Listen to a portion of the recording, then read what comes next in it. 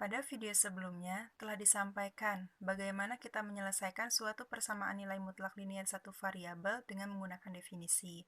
Pada video ini akan dijelaskan cara yang kedua, yaitu dengan menggunakan sifat mutlak X itu sama dengan X kuadrat atau X yang dikuadratkan kemudian diakarkan.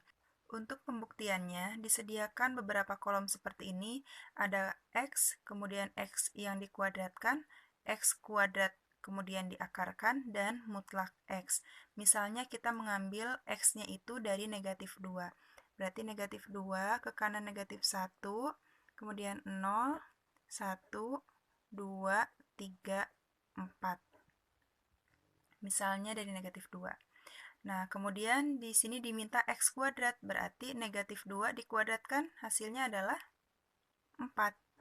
Negatif 1, sekarang negatif 1 dikuadratkan, hasilnya 1, positif 1. 0, 0 dikuadratkan, hasilnya 0, 1 dikuadratkan, 1, 2 kalau dikuadratkan, 4, 3 dikuadratkan, 9, 4 dikuadratkan, 16. Kemudian di sini, X kuadrat, yang ini berarti diakarkan. Akar dari 4 berapa nilainya? 2 kan ya? Akar dari 1, 1. Akar 0, 0. Akar 1, 1. Akar 4, 2. Akar 9, 3. Akar 16, 4. Terakhir, mutlak X. Lihat ke sini. X-nya negatif 2. Jika dimutlakan, hasilnya positif 2. Negatif 1. Jika dimutlakan, nilainya 1. 0 dimutlakan 0, 1 dimutlakan 1, 2 dimutlakan 2, 3 dimutlakan 3, dan 4 dimutlakan juga 4.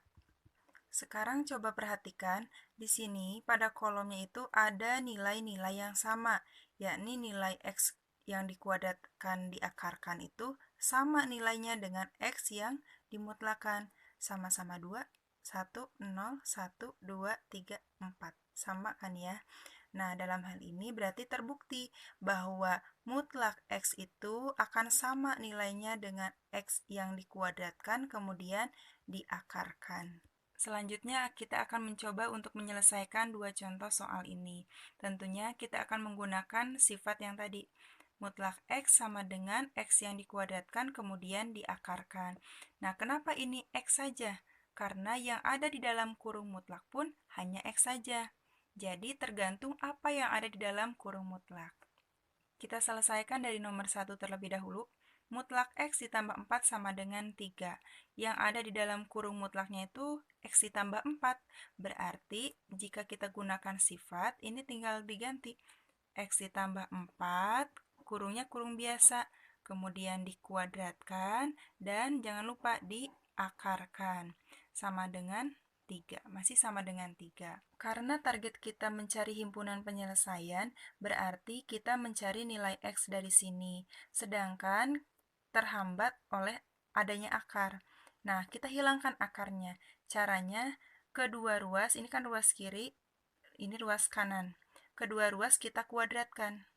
Nah, kita kuadratkan, kedua ruas dikuadratkan. Berarti yang tadinya X ditambah 4 dikuadratkan diakarkan, karena dikuadratkan lagi, hilang akarnya. Sisa X ditambah 4 yang dikuadratkan. Ruas kanan jika dikuadratkan berarti 3 kuadrat. Dijelaskan sedikit ya, kenapa suatu akar jika dikuadratkan hilang akarnya? Ilustrasinya seperti ini. Akar 3 dikali dengan akar 3 itu hasilnya berapa? Akar 9 kan ya?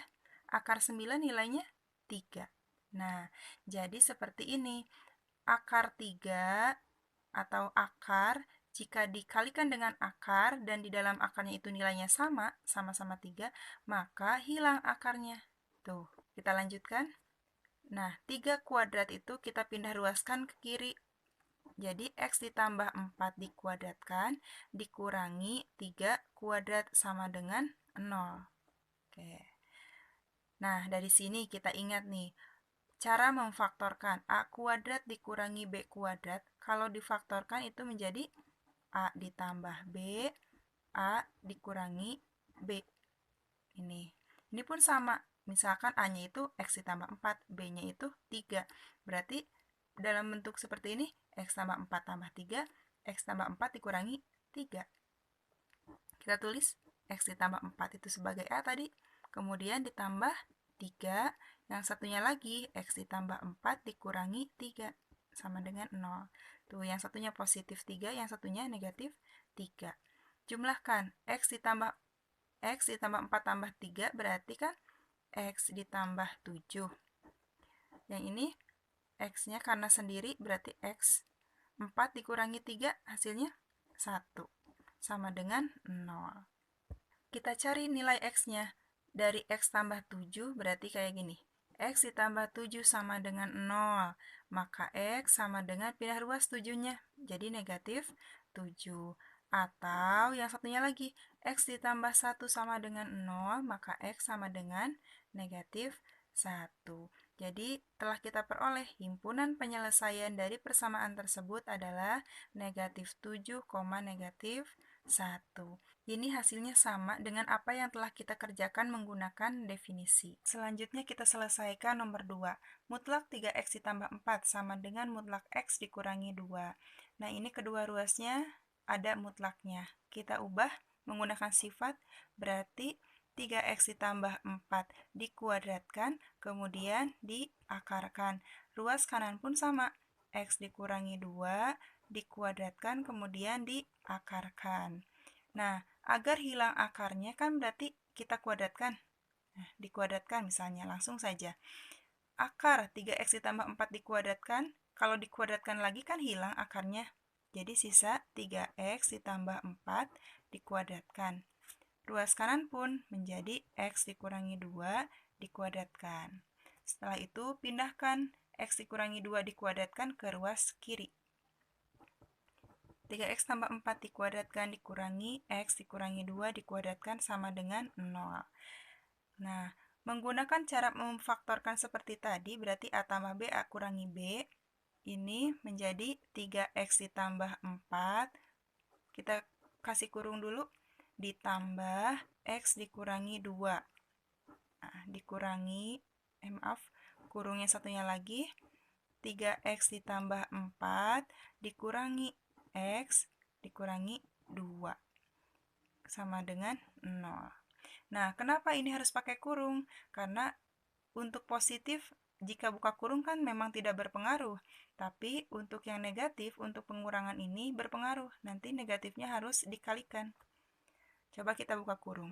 Berarti ini tetap ya, 3X ditambah 4 ditambah X dikurangi 2.